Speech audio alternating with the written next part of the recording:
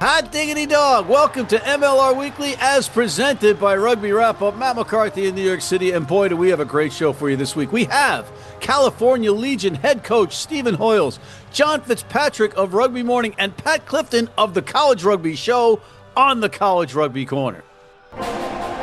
Rugby Wrap-Up's MLR Weekly brought to you by Sheehy Auto Stores. It's easy at Sheehy. The Pig and Whistle, New York City, the world's best rugby pub. And Lean and Limber, stretching your way to a healthier lifestyle. There is a massive responsibility on the 23 that are privileged enough to step out on that field today.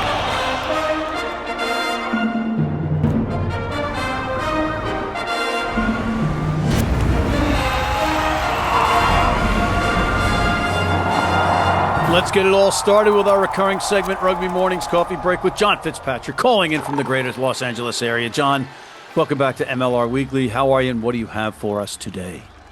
Yeah, Matt, I can't imagine Brian Ray's going to come back on this show anytime soon, considering the ass-whooping, that's right, that the USA men's and women's hockey teams put on Canada, winning gold in both matches. Take it, Canada. Brian, I'm sorry, and Sid the Kid didn't play, and he's your fellow Nova Scotian, and he had undisclosed injuries that must have been like, he must have had a hatchet in his back or something going, because there's no way in blazes he doesn't play in that match if he's remotely able to, right? But you're right. In your face, Canada! In your faces! Next. Enough about that. Let's talk about Major League Rugby here. Matt, Major League Rugby, before the season even has started, they announced where the MLR Championship game will be held. SeatGeek Stadium, back to Chicago. Matt, of course, you remember in 2023 when New England Free Jacks beat the then San Diego Legion, now California Legion, to win New England's first MLR Shield. Matt, why go back to Chicago? Well, it's convenient. And it's the short answer, it's convenient, and it's a rugby town, right? And you've got an MLR team there that has hosted stuff before. They've hosted a final there before, right? So they know what they're doing.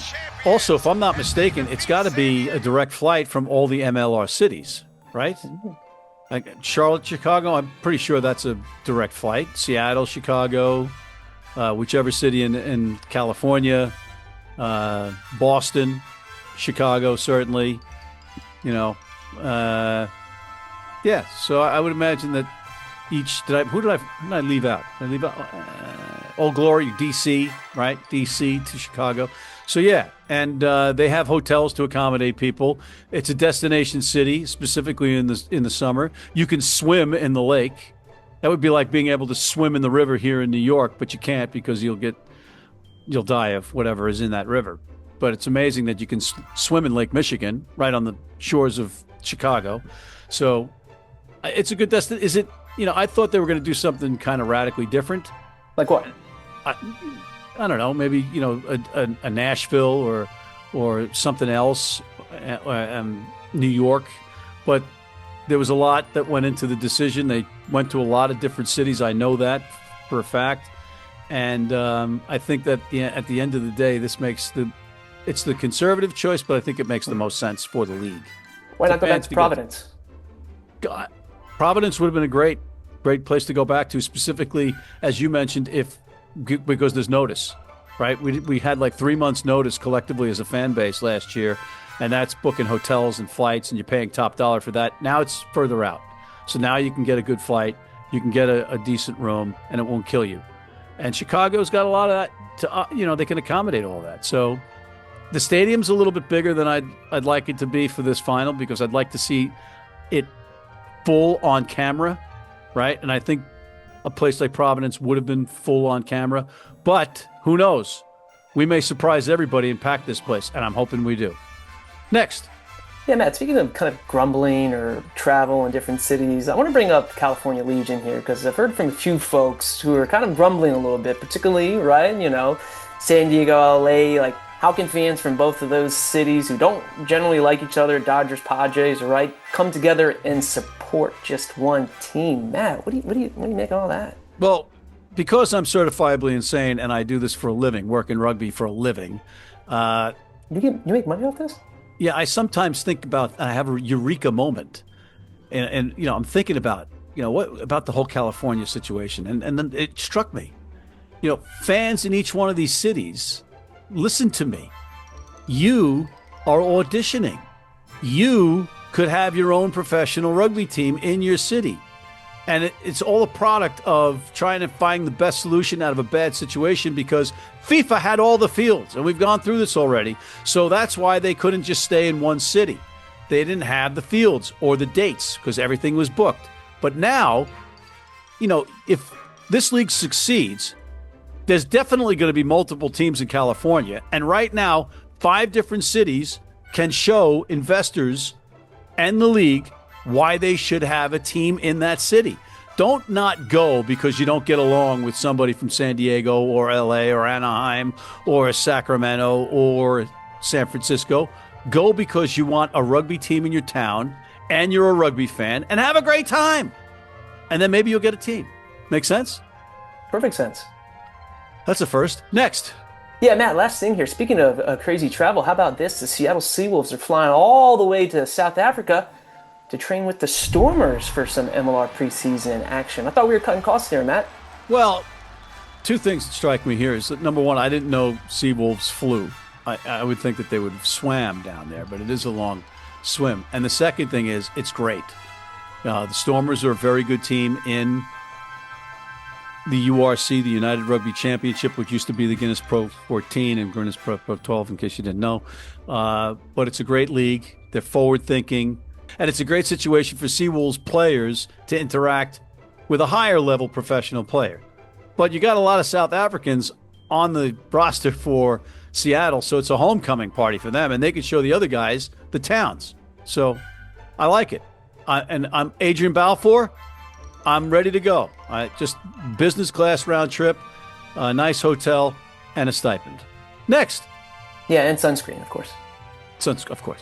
Yeah, Matt, I already said last thing, but since you completely ignored that per usual, last thing here, it's the end of season tournament for SoCal Youth Rugby. Shout out LA Youth Rugby, the U10 squad and one of the coaches, but of course everyone as well. Kudos and shout out. I'll back you up on that shout out. Shout out. All right, John, any final comments? That's it.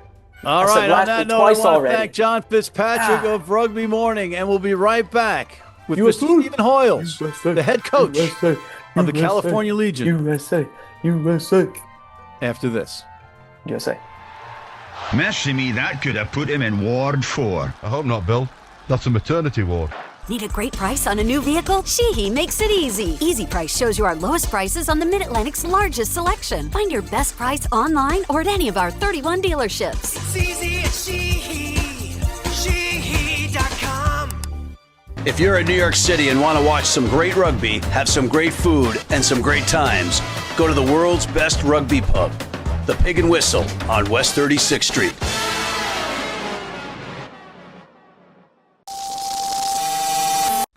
Scrummy, a new rugby app where you can play fantasy, track fixtures, predict results, and follow player stats. Play Six Nations Fantasy today for your chance to win tickets to the Champions Cup final. It's about to get scrummy.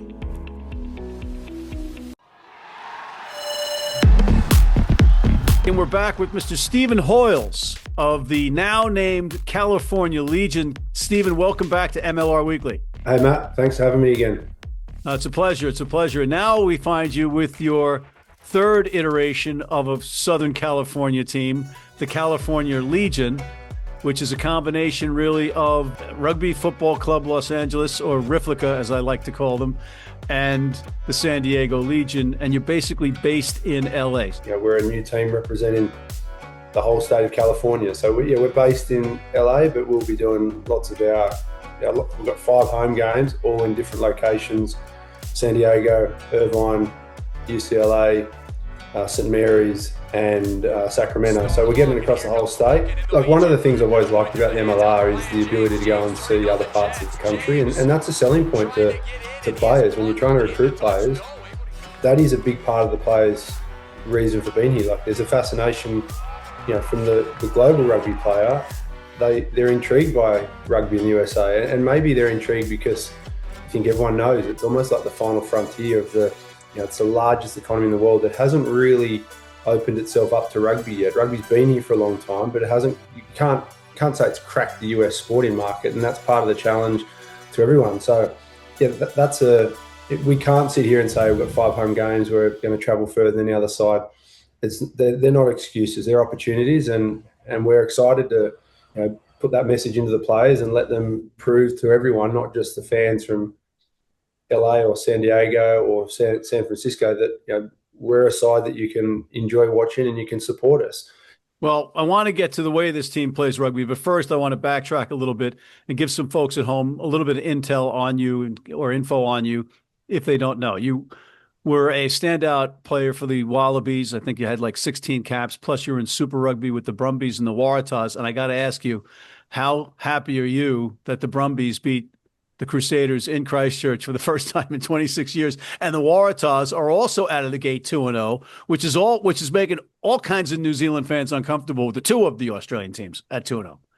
Yeah, my time was split about 6 years at both clubs, different stints managing in and out of injuries and whatnot. So I generally am split down the middle when it comes to the Waratahs and the Brumbies. I get to sit back and support both sides, and they've got off to a great start. Obviously, it's still early days, but it has been really exciting. I've heard people say it's one of the best wins in Brumbies history, and probably one of the good things about playing for those clubs is being on the old boys WhatsApp groups. That's been lighting up the last couple of weeks, and you've got players from the Brumbies in the first year in 1995. There's probably over 100 people in that WhatsApp group, and they're all getting behind it. And I think that's really unique about it. So yeah, I had a enjoyable, challenging, and rewarding career in different parts, and still kept me involved in the game today. So yeah, still. But you also, what slipped by me the previous times that we spoke was that you were also working as a TV presenter or commentator after you retired, right? Yeah, I didn't go into coaching initially. I retired and went into some business and did some media, and it wasn't until Tim Walsh, who'd won the gold medal with the women's team, Australian Sevens women's team in Rio. A couple of years later, he was coaching the men in the lead up to the Tokyo Olympics, and he brought me on as an assistant coach, and that was a really good way of introducing coaching. In the sevens? In the sevens, yeah. So I started. So you got to go to the Olympics as a sevens coach? Well, I qualified, but because the Olympics got delayed a year, I'd already committed to coming over here and coaching the Giltinis. So we had to make the tough call as a family. Do we hold out and go to these Olympics that might not go ahead, or do we stick with our commitment that we just agreed to and came over to LA? So yeah, I don't regret that. I love, in all honesty, my first year here coaching the LA Giltinis was probably one of the most enjoyable environments. Actually, not probably. It was the most enjoyable rugby environment I've been in. Start with a trip to Maui or whatever, and you get suits. I mean, that's a pretty cool start to a career, right? In coaching here. It's actually very hard to explain just how unique that was. That COVID, guys had only met online. Everyone was committing to this American dream in the city of Los Angeles, but we found out like 2 weeks before arrival we couldn't train in Los Angeles because of COVID laws. So I came over a week early, and I had to fly up to Utah to work out whether Utah was going to be a place for us to train for a month until they opened up the restrictions, or Maui. And now I love the snow and I love the surf, and I was in Utah trying to find a way to make it happen. And then all of a sudden, Maui changed their outdoor training rules. So we pivoted, and the whole side, like a professional rugby side, met for the first time at Maui Airport. Then we had about 4.5 weeks there. And look, I know we had a stacked team that year, and it was Matt Giddo, Adam Ashley Cooper, DTH Van der Merwe, Billy Meeks, Gus Kocher. I could go on and on with the names, but the fact that team had the time together in Maui, that was one of the biggest reasons there was success. They were fit and they were ready, and most of the other teams weren't. And that has a lot to do with the MLR's current law. New York is shoveling off a practice pitch at Jersey City. You guys are in Maui. But even now, like there's some pretty strict regulations on what you can and can't do with your team in the off season. Yeah. All right, let's talk about the club. How many players retained from San Diego and LA, would you say? Oh, both clubs are about less than 10 for both clubs. We feel like we did really well out of Utah, sadly withdrawing. So we've got, I think we've got 5 or 6, maybe 7 Utah players. We've got a handful from Houston, or Houston players that have just signed with Utah. So it's been a really challenging off season. Like, you can't deny that. It's still a competition. It's still professional rugby here in America. And our players are using this as a chance to improve their career. And now with USA qualifying, I think it it adds a little bit more to this whole progression into national team development. How many are you carrying in camp, and how many players are you going to have on your overall roster? We'll probably get up to 32, 33 players, and we've got 11 international players for 7 spots. So it'll be competitive to get those spots. That's gone from 10 down to 7, and Canadians are no longer domestic players, which is disappointing for the Canadians. I feel for a lot of those players that have lost jobs as a result, and that's probably been the hard part about the whole off season. It's just watching good players change their life plans because of the volatility. But I think unfortunately that's part of all new leagues, and I think that's the aim of the league is to show more stability globally, because I think a lot of players around the world, as I said, I get to see it. A lot of the inbound inquiries from players and agents. Everyone's interested in playing in America, so there's some. And they can see 5 cities playing for you guys. That's right. There's massive upside playing in this country, and I think the growth leading into 2031 is really important. The players are coming into camp next week. Mm-hmm. You basically know them on paper, other than maybe seeing them play for an opposition or an opponent. Do you know what style of play you're going to go for here? What's the Stephen Hoiles plan for this team? Any clue?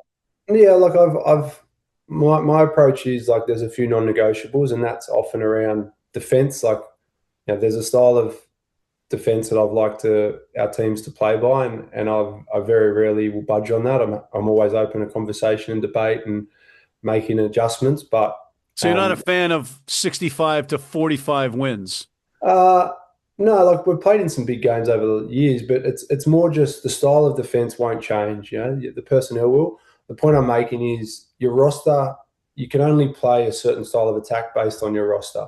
Now, you can sit here and say, I want to play this style of footy, but if you don't have the players to play that, you've got to be able to, as a coach, you've got to be a little bit more compromising on how you attack versus how you defend. I think defense, it's like that's where I'm pretty stubborn, and this is how we should defend. Dave Dennis is going to coach the defense this year for his first time, although he's been heavily involved in it with me as a player and coach for a few years. But from an attacking point of view, lace up the boots. You never rule out he's got a visa and he's in America, so you never rule it out. Make him train every couple of days to stay fit. But we'll play a similar style of footy from what the team I coached last year, which is Rugby FCLA. That it'll be a similar style of footy, but it'll be depend on the personnel. And I think the good thing about this league is the off season has caused every team to strengthen up their roster. So there's not a coach in MLR who's not sitting there saying my roster was better last year. No one's roster was better last season. Everyone's roster is better this year because of the quality of players that came on the market. So it's going to be a tough, tight competition. And that's true. That's the one almost positive of all the attrition and the teams going down from 11 to 6. Is you have all those players in a player pool to select from. Yeah, and even the foreigners, like that's gone from 110 down to 45 or something like that. And so overseas clubs will start to take note of the foreigners, because it wasn't always that easy to follow who were the foreigners at certain clubs, because every club had 10 or 12. So I think again there's been a lot of changes. It's hard to get a job here in professional rugby in the last off season. So I think that'll lead to increased performance. Players will understand and appreciate they're the lucky ones, because there's some really good players who missed out in contracts this season. So there's no way you can say that. I don't know who the favourites are. Like 6 teams can justifiably win the competition. You beat me to my magic question. And who are you going to be playing in the final? It's fool's gold to even throw out another name. I just say California Legion could play anyone. That's what we don't know. Like almost like it's an entire new competition, because I dare say everybody's got the same philosophy or the mandate from the league basically to promote the national teams or players, or develop the national team players. Yeah, and again, 11 teams is that hasn't helped the national team in developing a style of footy that suits them. When you've got on average 3 or 4 players from every side last year was coming together at the end of the year to represent the United States, and there's 11 different types of rugby they're played. And rugby is one of those sports, if you're not a rugby fan, like when you try and explain this to someone that hasn't played rugby before, you can play there's probably 15 or 20 styles of rugby you can play based on your and that hasn't helped the national team. Thankfully they've qualified, and now it's about getting them ready for 2027 for the World Cup. But I see positive things to come from a volatile off season. Do you have a captain? No, not yet. No, we've got a lot of leaders in the side, and I think that's something we'll work through with the players, and there'll always be input from those guys. We've got a few ideas on who are the group of players to help us there, but no, we haven't officially moved towards a captain yet. And final question, do you ever get Michael Keaton references? Do I? Yeah. Did anybody ever tell you look a little bit like Michael Keaton? Batman? Yeah. No. My youngest daughter, he's her favorite actor of all people. And I'm talking about a young Michael Keaton. I'm not that's talking. What she said. Yeah, she said young Michael Keaton. No, I'll take it though. That's not. It was meant as a compliment. You're a big guy. I'm not looking to piss you off. You haven't pissed me off at all, Matt. That is that's nice to be called Batman every now and then. Yeah. There you go, Batman. He's had a very good career though too. Beetlejuice. Yeah, I do love Beetlejuice. All right, well, Stephen, much appreciated your time. Thanks for coming on. Thanks, Matt. Good to chat, and I'll see you throughout the season. All right, Mr. Stephen Hoiles of the California Legion. We'll be right back with Pat Clifton of the College Rugby Show on the College Rugby Corner. Don't go away. Digs like a demented mole there. It's 2026! Different year, new opportunity, and where does that start with? Your health. Health Enhanced Food is here to be able to make sure you get on the right path. We got 17 baking mixes just to be able to help you set you on your proper pathway. Whether you're taking it from the spectrum of ketosis, needing keto diet, gluten-free, or you need something more serious because you're diabetic, have renal failure, it's time to bake yourself into the best form that you ever have been. Head to healthenhancedfoods.com, use code RugbyOdds to be able to get 25% off your first order. And of course, Matt, no, just stop talking. Guys, stop him.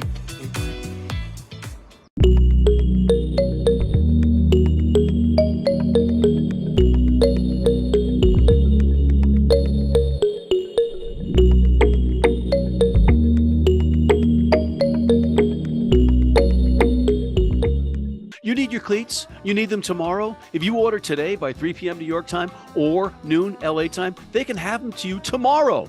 Young, old, male, female, if you're playing on turf, if you're playing on grass, if you're playing in the rain, you're playing in the heat, they've got you covered. RugbyNow.com. Go there now. This is the Rugby Odds, where an unlikely pundit panel of a wordsmith, a WWE legend, a rugby star, and a supermodel scour the globe, seeking best bets and bad behavior. Are you not entertained? Going in like a wildcat. And we're back with Mr. Pat Clifton of the College Rugby Show on the College Rugby Corner. Pat, great to see you again. Pat, is it blizzard-like conditions in Kansas City like it is here in New York City? It's not. We got a little cold bite, but we're avoiding precipitation, and it's looking, we got another fall spring coming later this week. So condolences to you and snow-packed Northeastern friends. Well, I'm loving it, and so is my dog and everybody else's dog and kids out here on the East Coast. But enough of that. Thankfully, it's not during the HSBC Sevens series, and maybe we'll get all snowed out, because right now we're getting all the record snow out of the way for a 50-degree Sevens tournament in the New York City area. So, is there enough time to melt the snow, or is Steve going to be out there with a shovel? Oh yeah, everybody's out there with their blow dryers. Okay. So it'll be fine. It'll be fine. But anyway, let's shift to college rugby. What do you got for us? College rugby, baby. Speaking of sevens, it's 7 seasons, not just for the national teams, but also for college rugby. And we are in the middle of CRC qualification. Last week, we had some new teams punch their ticket across the board. It was fantastic.